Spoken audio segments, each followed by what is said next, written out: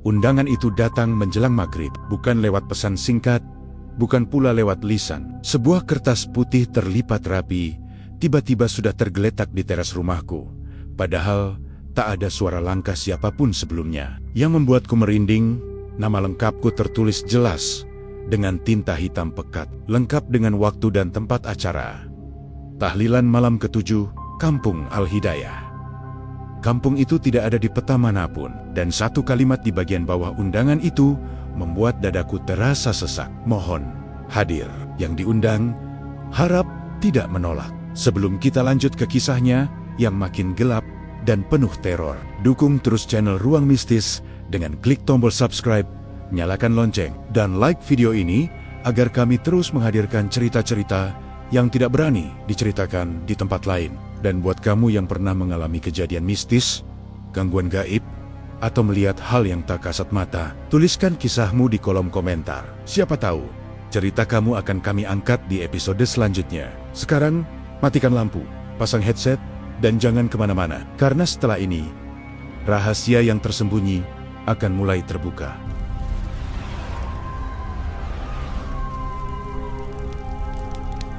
Cerita ini dikirim oleh seorang penonton setia Ruang Mistis yang meminta agar identitas dan lokasi kejadian disamarkan. Ia hanya ingin pengalamannya dibagikan sebagai pengingat bahwa tidak semua undangan datang dari dunia yang bisa dilihat mata. Tokoh dalam cerita ini bernama Arif, seorang pria berusia 32 tahun yang tinggal di sebuah desa kecil di Jawa Tengah. Kehidupannya sederhana dan berjalan seperti kebanyakan orang lainnya, tanpa pernah merasa memiliki keterikatan dengan hal-hal gaib. Setidaknya, begitulah sebelum sebuah undangan menyebut namanya secara lengkap. Sore itu, hujan turun tipis membasahi halaman rumah Arif. Ia baru saja pulang dari masjid setelah salat asar ketika pandangannya tertuju pada sebuah amplop putih yang tergeletak rapi di depan pintu rumahnya. Tidak ada bekas basah, tidak pula tampak kusut, seolah baru saja diletakkan beberapa detik sebelumnya. Padahal, Arif yakin tidak ada siapapun yang lewat di depan rumahnya sejak tadi. Ia mengambil amplop itu dengan perasaan yang sulit dijelaskan. Di bagian depan, tertulis jelas nama lengkapnya. Bukan panggilan, bukan singkatan. Nama yang sama persis dengan yang tertera di KTP-nya. Jantung Arif berdetak lebih cepat. Di kampung itu, orang jarang menulis nama lengkap tanpa tambahan gelar atau sebutan keluarga. Isi undangan tersebut sederhana. Undangan tahlilan malam ke-7 untuk almarhum bernama Abdul Karim, wafat pada hari Jumat Kliwon. Waktu dan tanggal tertulis rapi. Namun, alamatnya membuat Arif terdiam lama. Kampung Al-Hidayah, Blok 7. Ia membaca ulang berkali-kali, berharap menemukan penjelasan tambahan. Tapi, tidak ada. Hanya satu kalimat di bagian bawah kertas itu, "Kami menunggu kehadiran Anda." Malam itu, Arif menunjukkan undangan tersebut kepada istrinya. Sang istri mengaku tidak melihat siapapun datang ke rumah sore tadi. Bahkan suara langkah kaki atau motor pun tidak terdengar.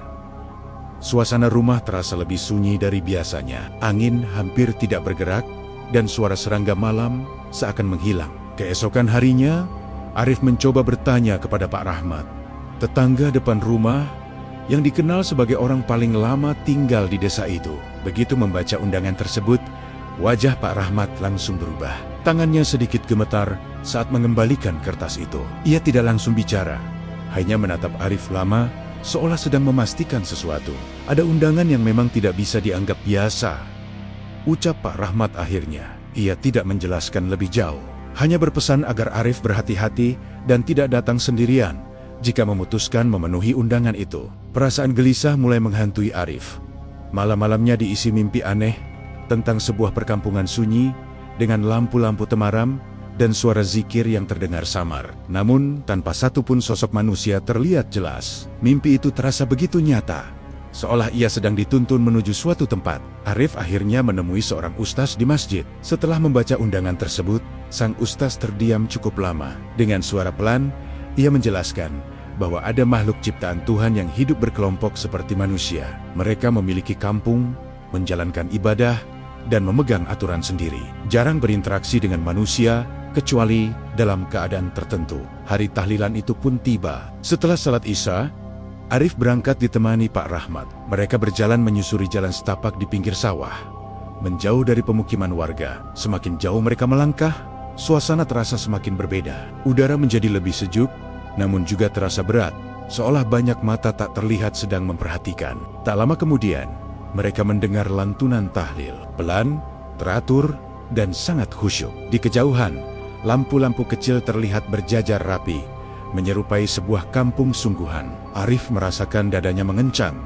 Ini bukan ilusi. Di hadapan mereka berdiri sebuah gapura bambu sederhana. Tulisan di atasnya membuat langkah Arif terhenti. Kampung Al-Hidayah. Seorang pria berdiri di balik gapura itu. Wajahnya tenang, pakaiannya sederhana, dan ucapannya lembut saat mengucap salam. Ia menatap Arif, lalu menyebut namanya tanpa ragu. "Terima kasih sudah memenuhi undangan kami," katanya pelan. Begitu melewati gapura bambu kampung Al-Hidayah, Arif merasakan sesuatu yang sulit dijelaskan. Suasana di dalam kampung itu terasa hidup, namun tidak seperti kampung manusia pada umumnya. Jalan tanahnya rapi, rumah-rumah berjajar teratur, dan lampu-lampu kecil menyala temaram di setiap sudut, memancarkan cahaya kekuningan yang lembut di mata. Tidak ada suara gaduh, tidak ada anak-anak berlarian, hanya lantunan tahlil yang terus mengalun dari pusat kampung. Pak Rahmat berjalan di samping Arif dengan langkah lebih pelan dari biasanya. Wajahnya tegang, sorot matanya tak henti-henti mengamati sekitar. Mereka disambut oleh beberapa orang yang berpakaian sopan, mengenakan sarung dan baju koko, persis seperti jamaah tahlilan di kampung manusia. Tidak ada yang terlihat aneh sekilas. Semuanya tampak terlalu normal.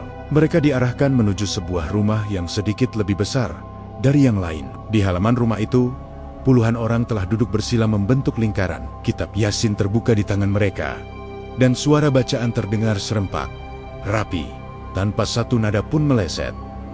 Arif merasakan bulu kuduknya berdiri. Kekhusyukan mereka terasa menekan dada, seolah setiap bacaan memiliki bobot yang berat. Arif dan Pak Rahmat dipersilakan duduk. Saat Arif menunduk mengambil kitab yang disodorkan, ia menyadari sesuatu yang membuat tangannya sedikit gemetar. Tidak satu pun jamaah yang berkedip. Mata mereka terbuka lebar, menatap kitab di tangan masing-masing tanpa pernah teralihkan. Bahkan ketika membaca panjang, kelopak mata mereka tetap terbuka sempurna. Tahlilan berlangsung lama, lebih lama dari yang biasa Arif ikuti di kampungnya. Tidak ada yang berdiri, tidak ada yang bergerak mengambil minum, dan tidak terdengar suara batuk atau berdehem sedikit pun. Waktu seolah berjalan lambat di tempat itu. Arif sempat melirik jam tangannya, tapi jarumnya tidak bergerak. Di tengah bacaan, Arif merasakan pandangan seseorang tertuju padanya. Seorang pria tua duduk tepat di seberang. Wajahnya teduh, jenggotnya putih bersih, namun tatapannya terasa terlalu dalam. Setiap kali Arif mencoba mengalihkan pandangan, rasa dingin menjalar dari tengkuk hingga punggungnya. Setelah doa penutup dibacakan, suasana tidak langsung bubar. Jamaah tetap duduk di tempat, diam, seolah menunggu sesuatu. Seorang pria yang sejak awal menyambut Arif berdiri di tengah lingkaran. Suaranya tenang saat berbicara, namun setiap kata terdengar jelas di telinga Arif. "Malam ini, kami berterima kasih atas kehadiran tamu dari kalangan manusia," ucapnya. Beberapa jamaah menoleh perlahan ke arah Arif dan Pak Rahmat. Tatapan mereka bukan tatapan penasaran, melainkan tatapan menilai, seolah sedang memastikan sesuatu. Arif menunduk, dadanya terasa sesak. Ia mulai menyadari bahwa kehadirannya di tempat itu memang memiliki tujuan tertentu. Hidangan kemudian dibagikan. Nasi putih, lauk sederhana, dan air bening dalam gelas kaca. Pak Rahmat berbisik pelan agar Arif tidak menyentuh apapun sebelum dipersilakan. Arif menurut, meski aroma makanan itu terasa sangat menggoda. Berbeda dengan aroma nasi pada umumnya. Seorang pria duduk di sebelah Arif. Dengan suara rendah, ia bertanya, "Apakah kamu tahu mengapa namamu yang dipanggil?" Arif menggeleng pelan. Pria itu tersenyum tipis. "Karena tidak semua manusia bisa mendengar panggilan kami."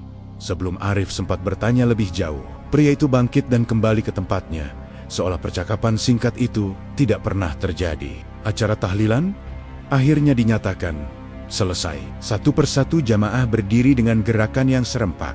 Terlalu serempak untuk disebut kebetulan. Mereka berjalan meninggalkan halaman rumah tanpa suara langkah. Arif memperhatikan dengan saksama. Dan saat itulah ia menyadari kejanggalan lain. Bayangan mereka di tanah tidak selalu mengikuti bentuk tubuhnya. Ada yang lebih panjang, ada yang bergerak terlambat, bahkan ada yang tidak ada sama sekali. Pak Rahmat mencengkram lengan Arif, memberi isyarat agar tidak menatap terlalu lama. Sebelum mereka berpamitan, pria tua berjenggot putih mendekati Arif. Ia menatap Arif dengan mata yang membuat waktu terasa berhenti. "Undangan ini bukan yang terakhir," katanya pelan. "Apa yang sudah melihat kami, suatu hari akan kembali dipanggil." Arif menelan ludah. Ia ingin bertanya maksud ucapan itu, namun suaranya tertahan di tenggorokan. Mereka akhirnya diantar hingga gapura bambu. Begitu melangkah keluar, suara tahlil mendadak terputus. Seolah kampung di belakang mereka lenyap begitu saja. Saat Arif menoleh, yang terlihat hanyalah jalan setapak gelap di tengah sawah. Tanpa lampu, tanpa rumah, tanpa gapura. Pak Rahmat menarik napas panjang. "Sekarang, kamu sudah tahu," katanya lirih. "Sekali memenuhi undangan mereka, hidupmu tidak akan benar-benar sama." Arif tidak menjawab. Di tangannya, ia baru menyadari ada sesuatu yang terselip. Sebuah lipatan kertas kecil dengan tulisan yang membuat jantungnya kembali berdegup kencang. Sampai bertemu di undangan berikutnya. Arif mengira semuanya akan berakhir begitu ia melangkah keluar dari kampung Al-Hidayah malam itu. Ia percaya bahwa jarak, doa, dan waktu akan memisahkan dirinya dari apapun yang telah ia lihat. Namun keyakinan itu runtuh perlahan, bukan dengan kejadian besar yang mengejutkan, melainkan lewat hal-hal kecil yang nyaris tidak terasa, tapi terus menumpuk. Perjalanan pulang bersama Pak Rahmat berlangsung dalam diam yang panjang. Langkah kaki mereka menyusuri jalan setapak di tengah sawah terdengar terlalu jelas, seolah malam sengaja memperbesar setiap bunyi. Arif beberapa kali menoleh ke belakang, bukan karena melihat sesuatu, melainkan karena merasa ada yang tertinggal terlalu dekat. Tidak mengikuti, tapi juga tidak pergi. Pak Rahmat berhenti di depan rumah Arif. Ia menatap pria itu lama, lalu menarik napas berat. "Mulai malam ini," katanya lirih, "jangan pernah merasa sendirian, tapi juga jangan menantang apapun." Ucapan itu terdengar ganjil, namun Pak Rahmat tidak menjelaskan lebih jauh. Ia hanya berpamitan dan berjalan pulang tanpa menoleh lagi. Malam itu, Arif berbaring di samping istrinya dengan mata terbuka. Rumah terasa sama seperti sebelumnya, tapi juga terasa berbeda. Dinding-dindingnya seolah menyimpan gema suara lain, suara yang tidak bisa ditangkap telinga dengan jelas. Ketika akhirnya Arif memejamkan mata, ia mendengar lantunan tahlil yang sangat pelan, seperti berasal dari ruangan lain. Namun saat ia bangkit dan memeriksa seluruh rumah, tidak ada siapapun. Suara itu bukan semakin keras, justru semakin jauh, tapi tidak pernah benar-benar hilang. Hari-hari berikutnya berjalan normal di mata orang lain. Arif tetap bekerja, tetap tersenyum saat menyapa tetangga, tetap salat berjamaah di masjid. Tidak ada yang berubah secara kasat mata. Namun di dalam dirinya, Arif mulai merasakan pergeseran yang halus. Ia menjadi lebih peka terhadap waktu-waktu tertentu, terutama selepas tengah malam. Setiap kali terbangun antara pukul 2 hingga 3 dini hari, Arif selalu merasa seolah baru saja diajak berbincang. Bukan lewat kata-kata, melainkan lewat perasaan yang tersisa di dadanya. Tenang, khusyuk, dan anehnya akrab. Suatu malam, istrinya terbangun dan mendapati Arif duduk di ruang tamu, menatap kosong ke arah pintu. Saat ditanya, Arif sendiri tidak tahu mengapa ia berada di sana. Ia hanya ingat merasa dipanggil untuk duduk dan menunggu, tanpa tahu apa yang ditunggu. Mimpi-mimpi Arif pun berubah. Ia tidak lagi bermimpi hal-hal acak seperti manusia pada umumnya. Ia selalu kembali ke tempat yang sama, Kampung Al-Hidayah. Namun kali ini kampung itu lebih sunyi. Tidak ada tahlilan, tidak ada jamaah. Lampu-lampu kecil tetap menyala, tapi tidak ada bayangan manusia di sekitarnya. Dalam mimpi itu, Arif selalu berjalan sendirian. Dan setiap kali ia merasa hampir sampai di ujung kampung, ia terbangun dengan perasaan rindu yang menyesakkan. Rindu pada sesuatu yang seharusnya tidak ia rindukan. Perubahan itu mulai memengaruhi ibadah Arif. Saat salat, ia sering merasa ada saf lain di belakangnya, meski ia tahu masjid sedang sepi. Ketika membaca doa, terkadang ia berhenti sendiri, merasa seolah doanya telah dilanjutkan oleh suara lain yang lebih pelan, lebih dalam. Perasaan itu tidak membuatnya takut. Justru itulah yang paling mengganggu. Arif akhirnya kembali menemui Ustadz di masjid. Ia menceritakan semuanya tanpa ada yang disembunyikan. Sang Ustadz mendengarkan dengan serius, lalu berkata bahwa apa yang dialami Arif bukan gangguan kasar, melainkan bentuk keterikatan halus. Keterikatan yang muncul karena niat baik, bertemu niat baik. Mereka tidak sedang menguasai, kata sang ustaz. Mereka sedang mendekat. Dan itu jauh lebih berbahaya kalau kamu tidak sadar. Arif bertanya, bagaimana cara memutuskannya? Ustadz itu menggeleng pelan. Belum tentu harus diputus. Yang penting, jangan kamu biarkan hatimu condong ke sana. Sejak percakapan itu, Arif berusaha menjaga jarak. Ia memperbanyak doa, menghindari menyendiri terlalu lama, dan selalu berusaha tidur lebih awal. Namun justru di saat-saat itulah, gangguan menjadi semakin personal. Suatu pagi, Arif menemukan sajadahnya telah tergelar rapi, menghadap kiblat. Padahal ia yakin tidak menggunakannya malam sebelumnya. Di atas sajadah itu terletak selembar kertas kecil berwarna pucat. Tulisan di atasnya sangat rapi. Kami tahu kamu berusaha menjauh. Tangan Arif gemetar saat membaca kalimat itu.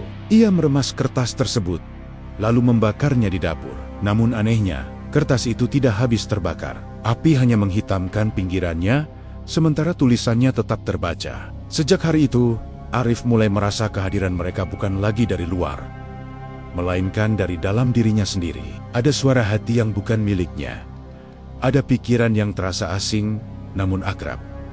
Bukan menyuruh, bukan mengancam, hanya mengingatkan. Mengingatkan bahwa ia pernah diterima sebagai tamu. Mengingatkan bahwa undangan tidak pernah benar-benar selesai. Suatu malam, saat Arif berdiri di depan cermin, ia merasa bayangannya bergerak sedikit terlambat. Ia mengedipkan mata. Bayangan itu tersenyum. Sepersekian detik setelah wajah Arif sendiri kembali netral, Arif mundur dengan napas memburu. Untuk pertama kalinya, sejak semua ini dimulai, ia merasa takut. Bukan karena kehadiran mereka, melainkan karena ia mulai kehilangan batas antara dirinya dan sesuatu yang lain. Dan di dalam ketakutan itu, terselip satu kesadaran pahit. Yang paling berbahaya dari undangan itu, bukanlah kampung Al-Hidayah, melainkan kenyataan bahwa sebagian dari dirinya perlahan ingin kembali ke sana. Perubahan pada diri Arif tidak lagi bisa ditutupi oleh rutinitas harian. Jika sebelumnya gangguan datang seperti bisikan yang mudah diabaikan, kini ia merembet ke ruang-ruang hidup yang paling dekat dengannya. Rumah yang dulu terasa aman, mulai terasa asing pada jam-jam tertentu, dan kehadiran keluarganya tidak lagi sepenuhnya mampu menarik Arif kembali ke kesadaran yang utuh. Ada bagian dari dirinya yang perlahan menjauh, bukan karena dipaksa, melainkan karena tertarik. Istrinya menjadi orang pertama yang menyadari perubahan itu. Awalnya hanya sikap Arif yang sering terdiam, tanpa sebab, menatap satu titik terlalu lama, seolah sedang mendengarkan sesuatu. Ketika dipanggil, jawabannya terlambat, dan tatapannya kosong beberapa detik sebelum kembali normal. Di meja makan Arif beberapa kali berhenti mengunyah. Wajahnya tenang, tapi sorot matanya seakan mengikuti sesuatu yang bergerak pelan di udara. Suatu malam, istrinya akhirnya bertanya langsung apa yang sedang terjadi. Arif ingin menjawab jujur, ingin menceritakan semuanya. Sejak undangan tahlilan itu datang, namun setiap kali ia membuka mulut, ada rasa berat yang menekan dadanya. Seolah ada batas yang tidak terlihat, yang melarang kisah itu keluar dari dirinya. Bukan dengan ancaman, melainkan dengan keyakinan aneh bahwa cerita ini seharusnya tetap berada di dalam. Gangguan paling jelas terjadi pada malam hari. Arif hampir selalu terbangun di waktu yang sama, di antara pukul 2 dan 3 dini hari. Tubuhnya bangun lebih dulu daripada pikirannya. Suatu malam, tanpa sepenuhnya sadar, Arif berjalan ke ruang tengah, menggelar sajadah, dan berdiri menghadap kiblat. Namun sebelum mengucapkan takbir, ia merasakan sesuatu berdiri sejajar dengannya. Bukan di belakang, bukan pula di depan, melainkan di samping. Kehadiran itu tidak menekan, justru terasa selaras, seolah sedang menyamakan posisi. Untuk pertama kalinya, Arif memahami pola yang selama ini samar. Mereka tidak datang untuk mengganggu atau menakut-nakuti. Mereka datang untuk menyesuaikan diri, untuk berjalan beriringan. Sejak malam itu, kepekaan Arif meningkat. Ia bisa merasakan perubahan suasana tanpa sebab yang jelas. Saat melewati jalur sawah yang dulu mengantarkannya ke kampung Al-Hidayah, dadanya terasa hangat, bukan takut. Perasaan itu membuatnya segera menghindar, memilih jalan lain meski lebih jauh. Namun menjauh secara fisik justru membuat gangguan hadir dengan cara berbeda. Benda-benda di rumah mulai menunjukkan kejanggalan. Jam dinding sering berhenti di waktu yang sama 02:07, lalu kembali berjalan sendiri. Buku doa yang biasa disimpan di lemari berpindah ke atas meja tanpa ada yang merasa memindahkannya. Bahkan sekali waktu, Arif menemukan tulisan kecil di kaca kamar mandi. Muncul di balik embun, seolah dituliskan dengan jari tak kasat mata. Tulisan-tulisan itu selalu singkat dan sopan, tidak pernah mengancam, tidak pernah memerintah. Kalimat-kalimatnya justru terasa seperti pengingat. Mereka menegaskan bahwa tidak ada batas yang dilanggar, dan jika ada jarak yang menipis, itu karena Arif sendiri yang mendekat. Kelelahan mulai terasa, bukan di tubuh, melainkan di batin. Arif merasa berada di antara dua ketenangan yang berbeda. Kehidupan manusia dengan segala kebisingannya, dan ketenangan lain yang sunyi, rapi, serta terasa lebih teratur. Perasaan itu membuatnya bersalah, karena tanpa sadar, ia mulai membandingkan. Suatu sore, Pak Rahmat datang berkunjung. Tatapannya pada Arif tidak seperti biasa. Lebih lama, lebih dalam. Tanpa banyak basa-basi, ia mengatakan bahwa Arif sudah mulai merasakan tarikan itu. Arif tidak menyangkal, ia bahkan tidak terkejut mendengarnya diucapkan oleh orang lain. Pak Rahmat lalu bercerita tentang seseorang di masa lalu yang pernah menerima undangan serupa. Orang itu tidak pernah menghilang secara tiba-tiba, tidak pula mengalami kerasukan. Ia tetap hidup normal, bekerja, beribadah, dan bersosialisasi. Namun perlahan, ia semakin jarang terlihat. Lebih sering menyendiri, lebih khusyuk dari biasanya, hingga akhirnya suatu hari, ia tidak lagi berada di kampung. Tidak ada yang melihatnya pergi, tidak ada yang menemukan jasadnya. Menurut Pak Rahmat, tidak ada yang mengambil orang itu. Ia sendiri yang melangkah terlalu jauh. Cerita itu menghantam Arif dengan kesadaran baru. Malam itu, mimpinya berubah drastis. Ia kembali ke kampung Al-Hidayah. Namun kini kampung itu ramai. Jamaah berdiri rapi menghadap satu arah. Di tengah barisan itu, ada satu ruang kosong yang mencolok. Ruang itu jelas bukan kesalahan susunan. Ruang itu disiapkan. Saat Arif terbangun, tubuhnya basah oleh keringat dingin. Untuk pertama kalinya, ia merasakan ketakutan yang murni. Bukan karena kehadiran mereka, melainkan karena arah yang mulai terlihat jelas. Istrinya akhirnya mengungkapkan hal yang selama ini ia pendam. Ia mengatakan bahwa Arif sering berbicara dalam tidur, bukan mengigau, melainkan seperti menjawab pertanyaan. Nada suaranya tenang, teratur, seolah sedang berdialog. Kalimat itu membuat Arif terdiam lama. Ketakutan di mata istrinya adalah cermin dari apa yang selama ini ia abaikan. Malam itu, Arif berdoa lebih lama dari biasanya. Ia tidak meminta gangguan itu berhenti. Ia hanya meminta kejelasan. Dan untuk pertama kalinya, jawaban itu datang tanpa suara, tanpa wujud, namun sangat jelas dalam kesadarannya. Undangan itu bukan tentang tahlilan, bukan pula tentang kematian, melainkan tentang keseimbangan yang akan terganggu. Ada sesuatu yang akan terjadi, sesuatu yang membutuhkan seseorang untuk berdiri di ambang batas. Dan dengan niat lurusnya malam itu, Arif telah ditandai. Pagi harinya di atas sajadah, Arif menemukan selembar kertas terakhir. Tulisan di atasnya lebih panjang dari sebelumnya, rapi dan penuh adab. Isinya menyatakan bahwa mereka tidak meminta Arif datang, hanya meminta agar ia siap ketika batas itu benar-benar terbuka. Arif menutup mata, menarik napas panjang, dan untuk pertama kalinya menyadari bahwa apapun yang akan terjadi selanjutnya tidak lagi sepenuhnya berada dalam kendalinya. Sejak pagi itu, Arif tidak lagi sendirian dalam merasakan perubahan. Apa yang sebelumnya hanya hadir di dalam dirinya, perlahan mulai merembes keluar, menyentuh orang-orang di sekitarnya dengan cara yang halus, namun tak terbantahkan. Dunia tidak langsung retak, tetapi seperti kain tua yang mulai menipis di beberapa bagian. Hari itu dimulai seperti biasa. Arif berangkat bekerja lebih pagi, berusaha menenggelamkan pikirannya dalam rutinitas. Namun, di sepanjang jalan, ia merasakan tatapan-tatapan aneh, bukan dari orang-orang, melainkan dari ruang kosong di antara mereka. Beberapa kali ia berhenti, menoleh ke belakang, dan mendapati udara terasa lebih padat dari biasanya, seolah menyimpan sesuatu yang belum menampakkan diri. Di tempat kerja, kejanggalan pertama terjadi tanpa suara. Jam dinding yang tergantung di ruangan berhenti bergerak tepat di jam 2:17 siang, angka yang sama dengan waktu gangguan malamnya. Beberapa rekan kerja menyadarinya dan tertawa kecil, mengira itu hanya kerusakan biasa. Namun Arif tahu, jam itu baru diganti seminggu lalu. Saat baterainya dilepas dan dipasang kembali, jam itu berjalan, lalu berhenti lagi, Di angka yang sama, seorang rekan kerja berkata pelan bahwa ruangan terasa dingin tiba-tiba. Yang lain mengeluh pusing tanpa sebab. Tidak ada yang mengaitkannya dengan Arif.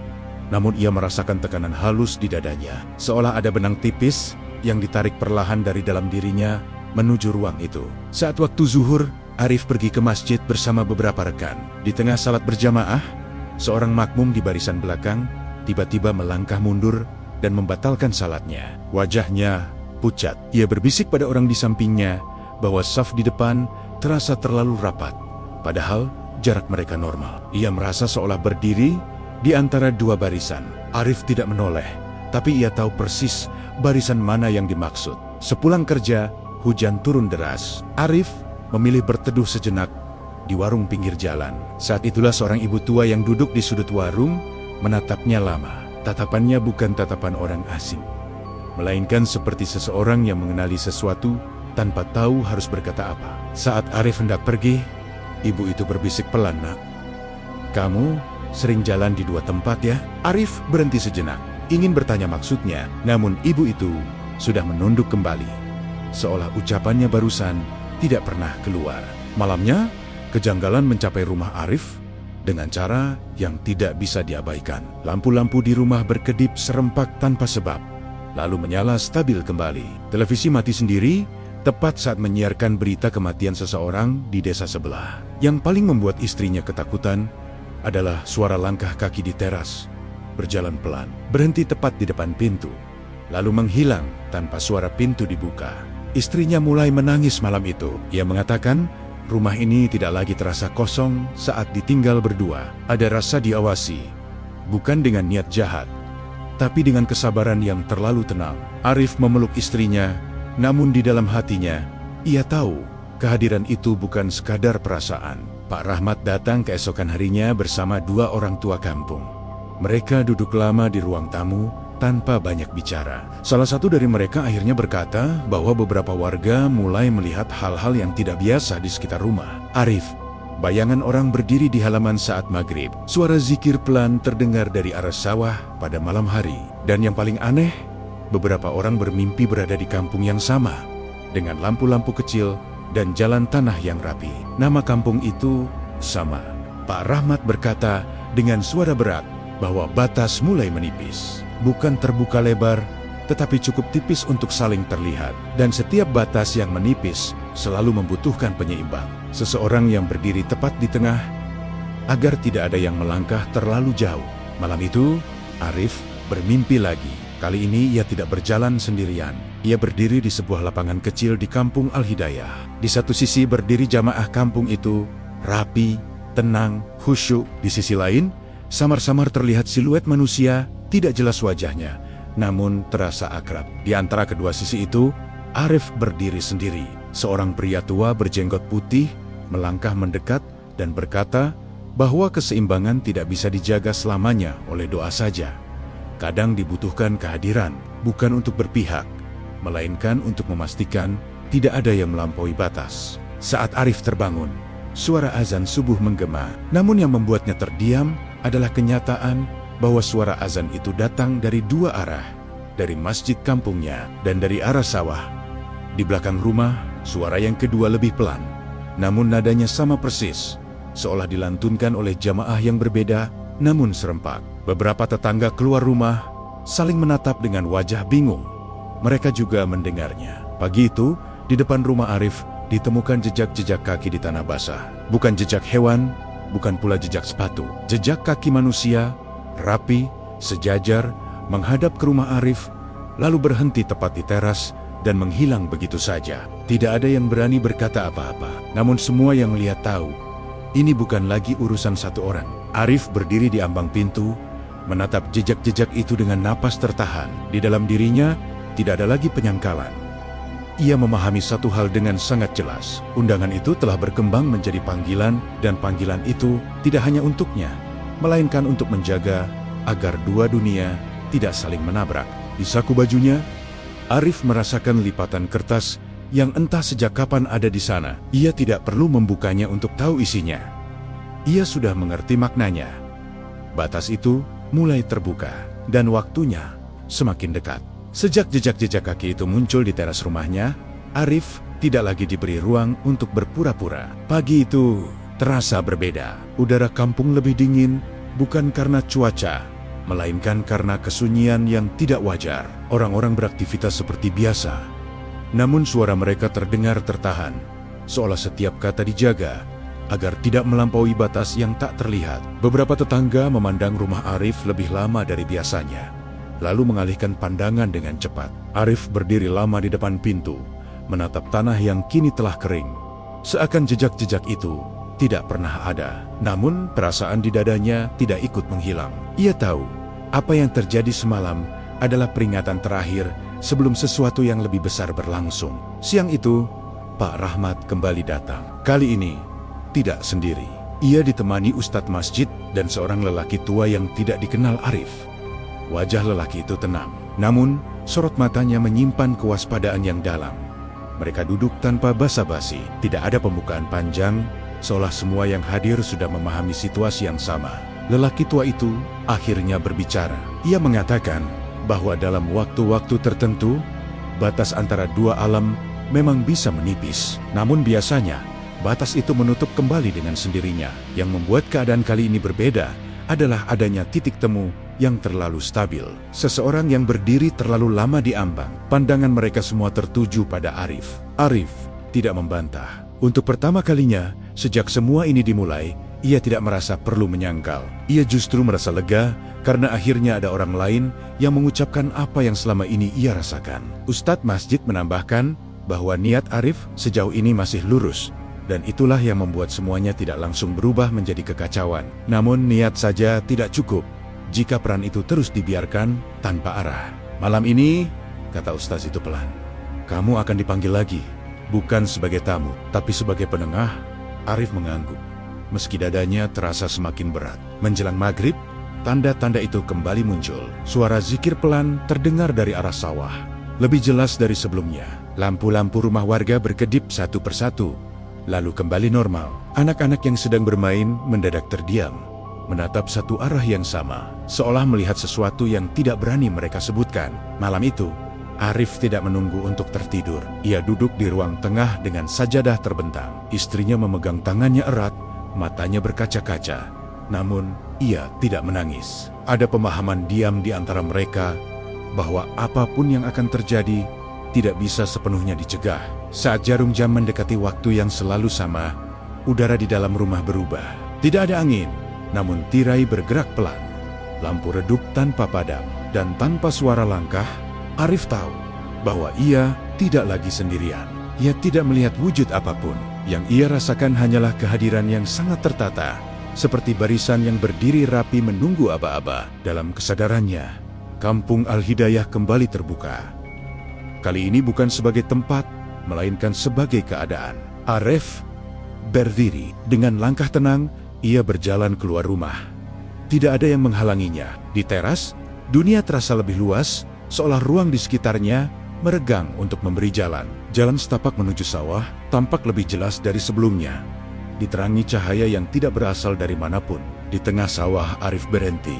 Di hadapannya berdiri barisan yang tidak sepenuhnya terlihat, namun keberadaannya tak terbantahkan.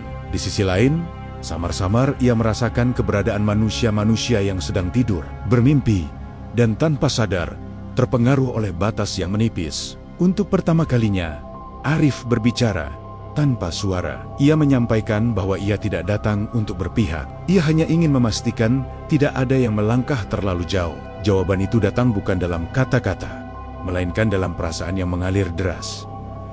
Mereka mengakui Arif sebagai penghubung sementara, bukan pemimpin, bukan wakil, hanya penanda bahwa batas masih diingat.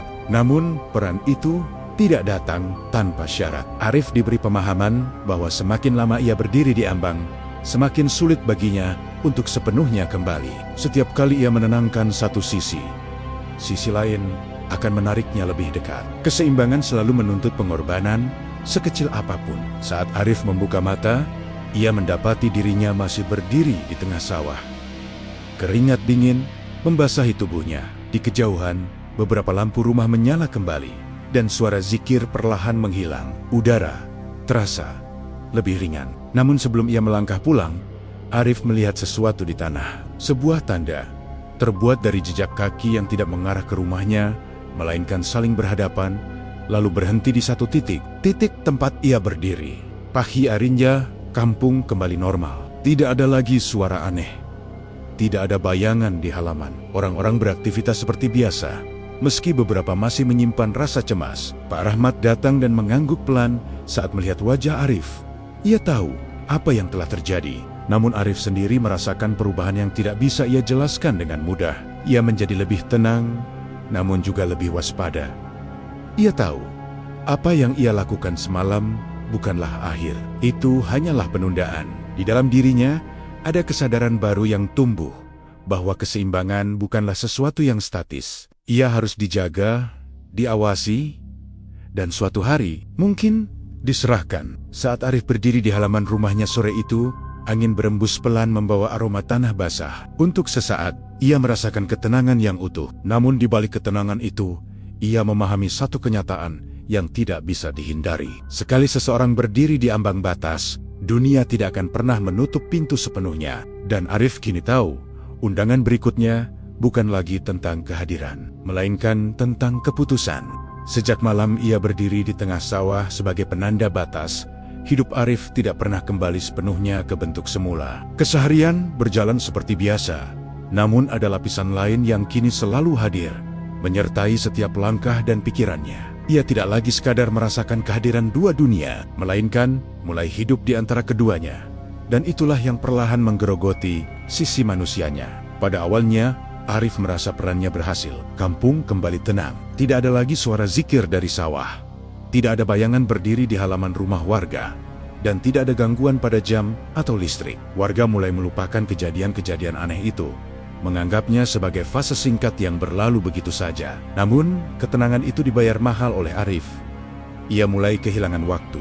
Ada bagian-bagian hari yang tidak bisa ia ingat dengan jelas. Bukan pingsan, bukan tidur, melainkan jeda singkat di mana kesadarannya terasa mengabur. Arif sering berdiri di suatu tempat tanpa mengingat bagaimana ia sampai di sana. Pernah suatu sore, ia ditemukan duduk di tepi sawah, menatap air yang mengalir pelan, sementara waktu maghrib hampir tiba. Istrinya semakin cemas. Arif menjadi lebih pendiam dan lebih sulit disentuh secara emosional. Ketika diajak berbicara, Arif menjawab seperlunya, seolah sedang menahan diri agar tidak mengatakan sesuatu yang berlebihan. Tatapannya sering kosong, namun bukan kosong karena lelah, melainkan karena pikirannya terbagi ke arah lain. Yang paling mengganggu adalah perubahan dalam ibadahnya. Arif menjadi sangat khusyuk, nyaris terlalu khusyuk. Gerakannya sempurna, bacaannya rapi, dan fokusnya tidak pernah buyar. Namun setelah selesai, wajahnya justru terlihat murung, seolah ia baru kembali dari tempat yang jauh. Ustadz masjid mulai menyadari hal itu. Suatu hari, setelah salat subuh, Ustadz itu memanggil Arif dan menatapnya lama. Ia mengatakan bahwa ada ketenangan yang tidak wajar dalam diri Arif. Ketenangan yang bukan lahir dari penerimaan, melainkan dari penyesuaian berlebihan. Kalau kamu terus seperti ini, kata Ustadz itu, kamu akan lupa rasanya menjadi manusia biasa. Ucapan itu menghantam Arif lebih keras daripada gangguan manapun. Malam berikutnya, tarikan itu kembali menguat. Arif terbangun bukan karena suara atau mimpi, melainkan karena dorongan yang sangat jelas. Dorongan untuk berdiri, melangkah, dan kembali ke titik batas. Tanpa sepenuhnya sadar, ia keluar rumah. Istrinya terbangun dan melihat Arif berjalan menjauh. Memanggil namanya dengan suara gemetar. Arif berhenti sejenak, menoleh. Namun, langkahnya tidak berhenti. Ada kekuatan halus yang membawanya pergi. Di tengah sawah, dunia kembali berubah. Kampung Al-Hidayah tidak sepenuhnya muncul. Namun kehadirannya terasa lebih kuat dari sebelumnya. Kali ini, Arif tidak berdiri sendiri. Di satu sisi, ia merasakan keberadaan para penghuni kampung itu, rapi dan tenang. Di sisi lain, ia merasakan kegelisahan manusia-manusia yang sedang tidur, bermimpi, dan tanpa sadar terdorong lebih dekat ke batas. Untuk pertama kalinya, tarikan itu tidak seimbang. Salah satu sisi menginginkan Arif melangkah lebih jauh, bukan sebagai penanda, melainkan sebagai bagian dari barisan. Ketenangan yang dijanjikan terasa menggoda, bebas dari kebisingan dan konflik manusia. Arif merasakan godaan itu menyusup ke dalam pikirannya, menyentuh kelelahan yang selama ini ia pendam. Namun di saat yang sama, suara istrinya terngiang di kepalanya. Suara manusia yang penuh emosi, penuh ketidaksempurnaan, namun nyata. Arif berdiri di tengah tarikan itu, dadanya sesak, napasnya memburu. Untuk pertama kalinya, Arif menolak. Penolakan itu tidak disambut dengan kemarahan, justru dengan keheningan yang dalam. Keheningan yang membuat Arif menyadari satu hal penting, mereka tidak bisa memaksa. Namun setiap penolakan akan menuntut harga yang lebih besar di kemudian hari. Tarikan itu melemah, tapi tidak menghilang. Saat Arif tersadar, ia terbaring di tepi sawah. Tubuhnya lemas. Langit mulai memucat, tanda fajar hampir tiba. Beberapa warga menemukannya dan membawanya pulang. Tidak ada yang melihat apapun yang aneh, namun semua bisa merasakan ketegangan yang tersisa di udara. Istrinya menangis saat Arif membuka mata. Untuk pertama kalinya, Arif memeluknya erat dan merasakan kembali berat tubuh manusia lain di pelukannya. Ia menyadari betapa dekatnya ia dengan kehilangan itu. Namun kejadian itu meninggalkan bekas. Sejak malam itu, gangguan tidak lagi datang dengan lembut. Ia datang dalam bentuk tekanan batin yang berat. Arif sering merasa marah tanpa sebab, lalu sedih tanpa alasan. Emosinya berayun tajam, seolah dua dunia itu berebut kendali atas keseimbangannya. Pak Rahmat mengatakan bahwa konflik utama telah dimulai. Tidak akan ada lagi fase tenang yang panjang. Salah satu sisi akan mencoba mendekat dengan cara yang lebih halus, sementara sisi lain menuntut Arif untuk tetap berpijak. Arif mulai menyadari bahwa perannya sebagai penengah tidak bisa bertahan selamanya. Akan tiba saat di mana ia harus memilih, atau perannya akan dipilihkan oleh keadaan. Di suatu malam yang sunyi, Arif berdiri di depan cermin dan melihat bayangannya sendiri. Untuk sepersekian detik, bayangan itu tidak mengikuti gerakannya. Tatapannya tenang, terlalu tenang, seolah sudah berdamai dengan keputusan yang belum Arif ambil. Arif memejamkan mata dan menarik napas panjang. Ia tahu, konflik ini belum mencapai puncaknya. Namun, satu hal sudah pasti, tarikan itu tidak akan berhenti. Dan keseimbangan yang rapuh itu, kini bergantung pada seberapa kuat Arif mempertahankan sisi manusianya. Sejak malam Arif menolak tarikan itu di tengah sawah, keseimbangan yang rapuh mulai menunjukkan retaknya. Bukan dengan ledakan besar atau kejadian mencolok, melainkan lewat perubahan suasana yang perlahan namun merata. Kampung terasa lebih sunyi dari biasanya, bukan karena tidak ada aktivitas, tetapi karena suara-suara seolah tertahan. Burung-burung jarang terlihat, dan anjing-anjing kampung lebih sering melolong menjelang maghrib, lalu diam mendadak seperti mendengar sesuatu yang tidak dipahami manusia. Arif sendiri merasakan tubuhnya semakin berat. Setiap bangun tidur, ada rasa letih yang tidak bisa dijelaskan, seolah sebagian dari kesadarannya bekerja di tempat lain sepanjang malam.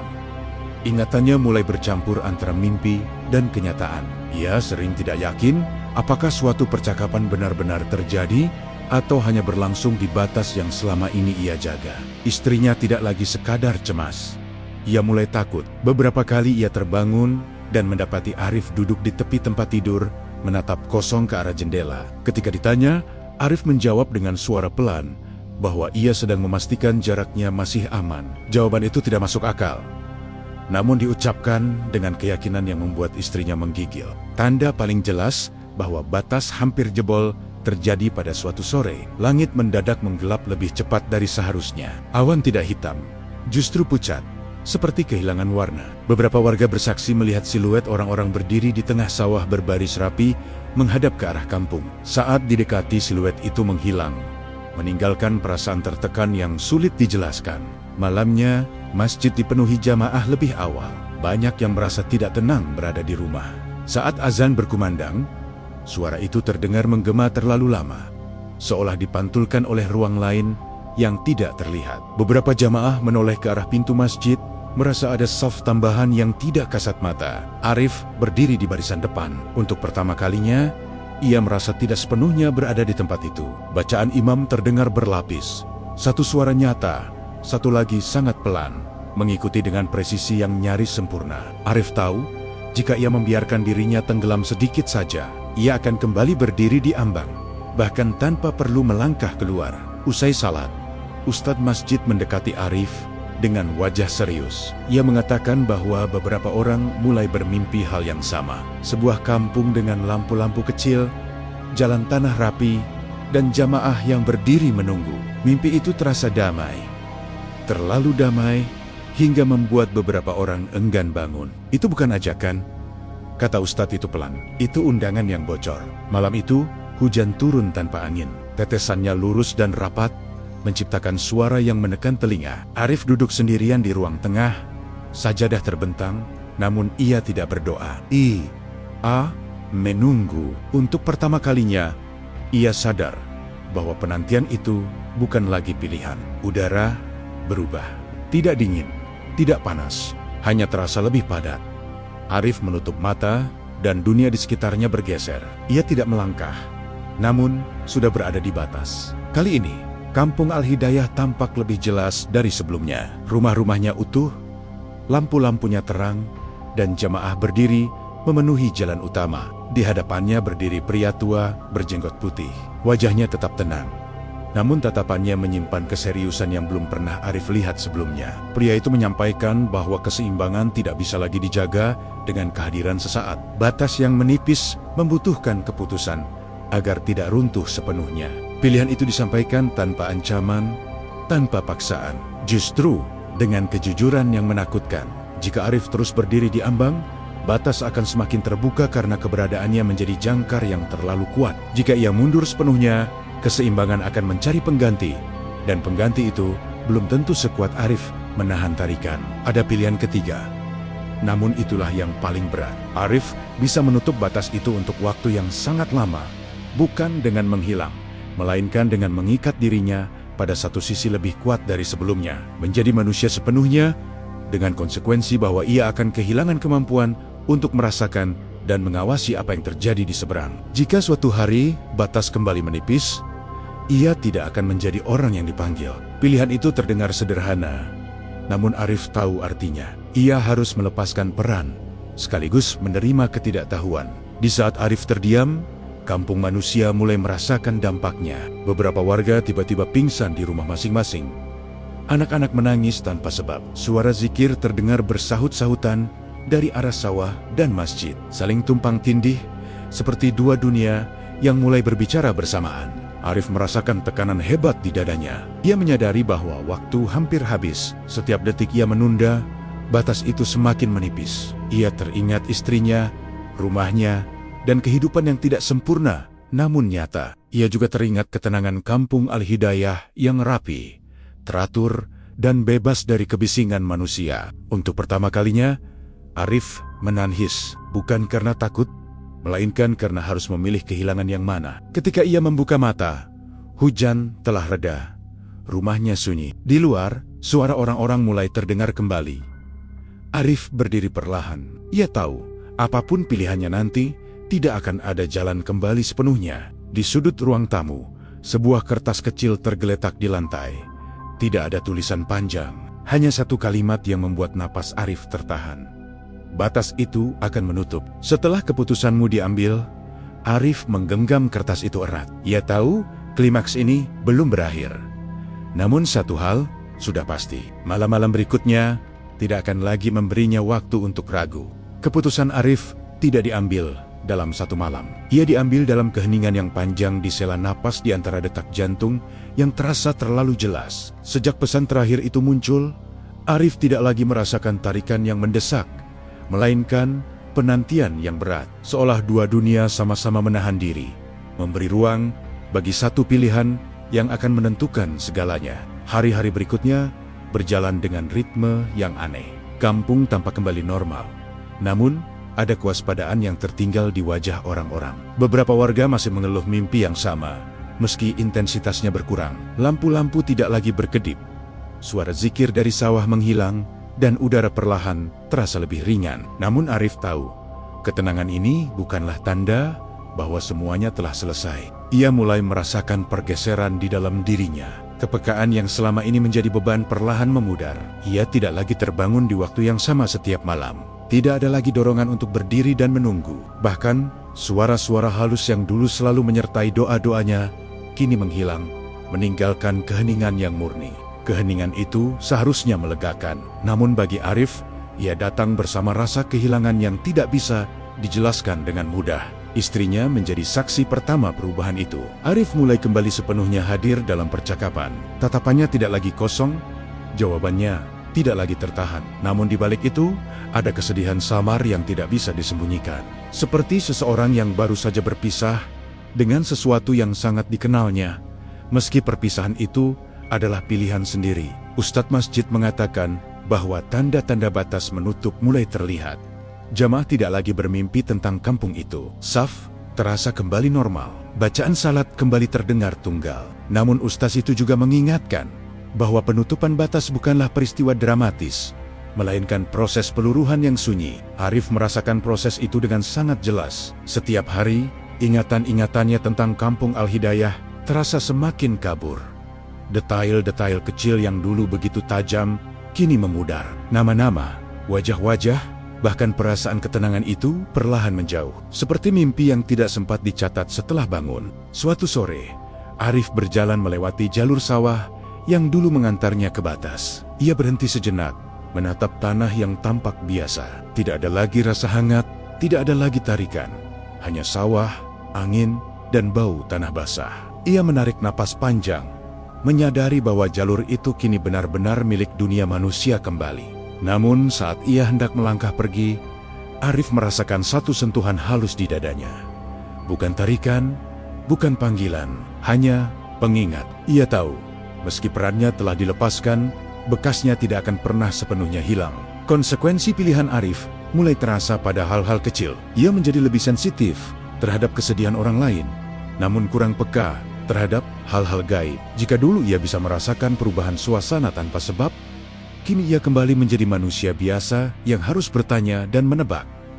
Ia kehilangan kemampuan itu, dan pada saat yang sama, mendapatkan kembali ketidaktahuan yang melindungi. Beberapa warga datang dan mengucapkan terima kasih tanpa tahu alasan pastinya. Mereka hanya merasa kampung ini telah melewati sesuatu yang berat. Pak Rahmat menepuk bahu Arif dan berkata bahwa tidak semua orang diberi kesempatan untuk memilih. Dan tidak semua yang memilih mampu menanggungnya. Malam demi malam berlalu tanpa kejadian. Untuk pertama kalinya sejak undangan itu datang, Arif tidur nyenyak. Tidak ada mimpi tentang kampung lain.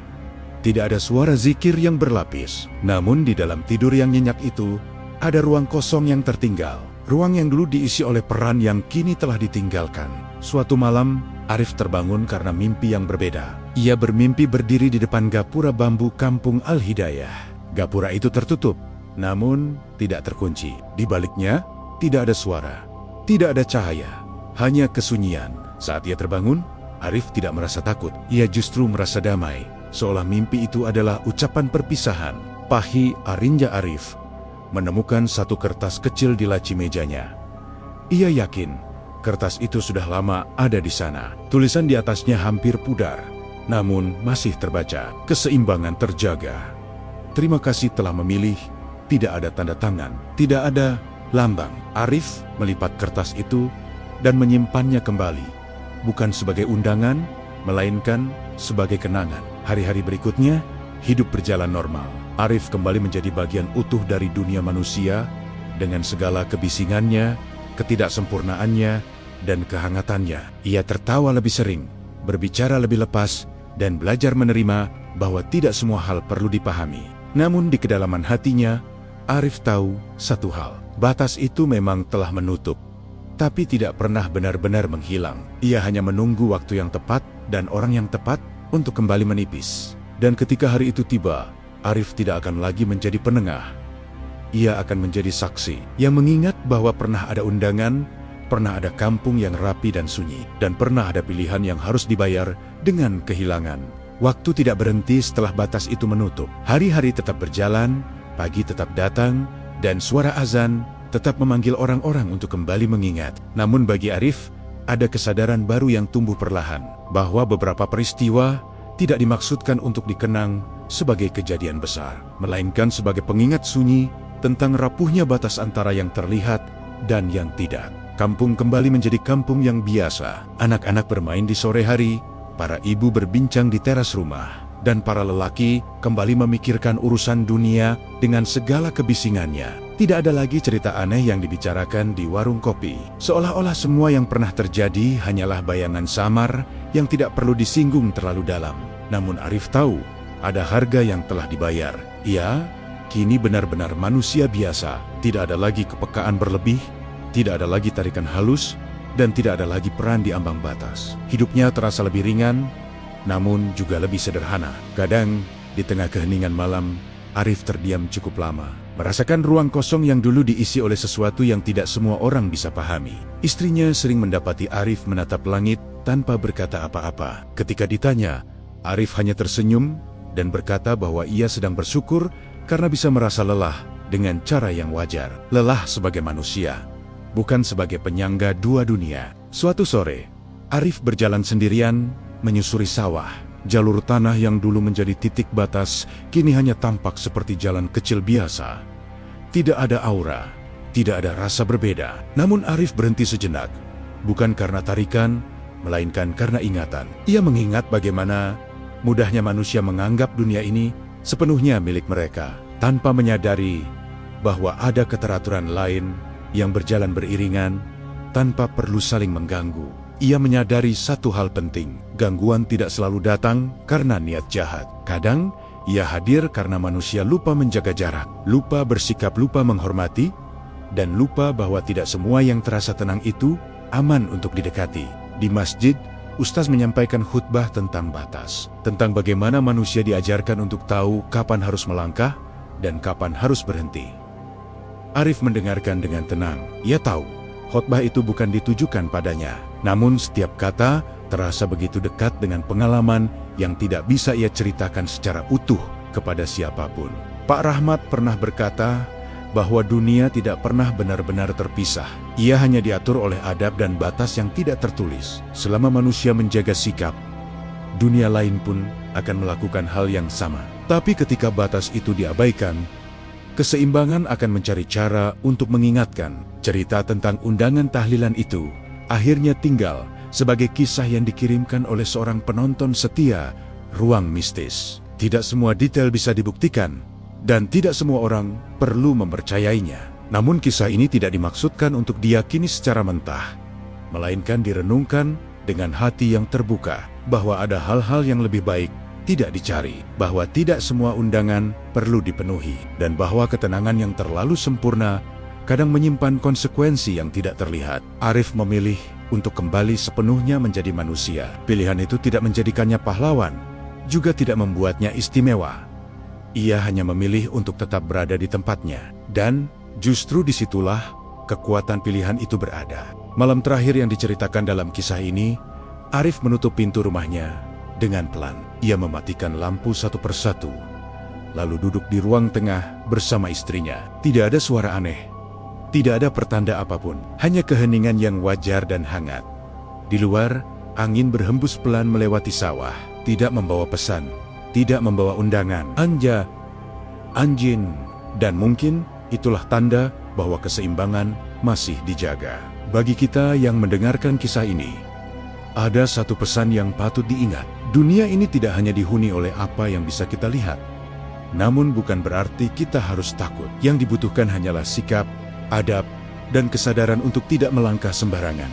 Jika suatu hari kamu menerima sesuatu yang terasa janggal, terlalu rapi, atau terlalu mengundang rasa penasaran, berhentilah sejenak, dengarkan insting, dan ingat bahwa tidak semua panggilan datang untuk diikuti. Karena terkadang, menjaga jarak adalah bentuk perlindungan paling sederhana, dan tetap menjadi manusia biasa adalah pilihan paling bijak.